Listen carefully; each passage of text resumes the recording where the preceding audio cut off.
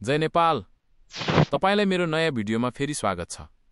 धेरैजना साथीहरूले मेरो भिडियोहरूमा कमेन्ट गरिरहनु भएको छ कि नेपाल प्रहरी जवान जनपद पदको बेरिङ फिजिकलको सूचना कहिले प्रकाशन गर्छ। आज म तपाईहरूलाई यो भिडियो मार्फत जानकारी दिन गइरहेको छु। बेरिङ फिजिकलको सूचना कति गते प्रकाशन गर्छ? यहाँ रहेको छ, तपाईहरू यहाँ हेर्नुस्।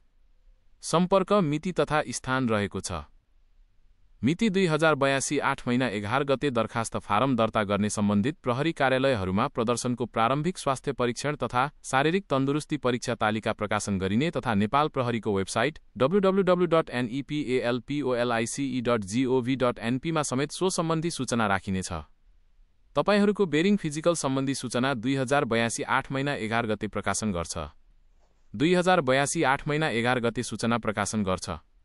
तपाईहरू ढुक्क बस्नुहोस्।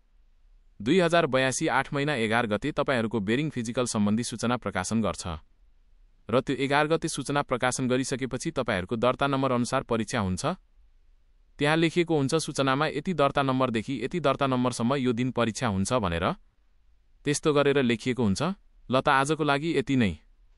तपाईँ मेरो च्यानलमा नयाँ हुनुहुन्छ भने च्यानललाई सब्स्क्राइब गरिदिनुहोस्। नोटिस आउँछ भने म तपाईहरूलाई सबैभन्दा पहिला यही युट्युब च्यानल मार्फत जानकारी गराउँछु। आजको लागि यति नै। हस्त।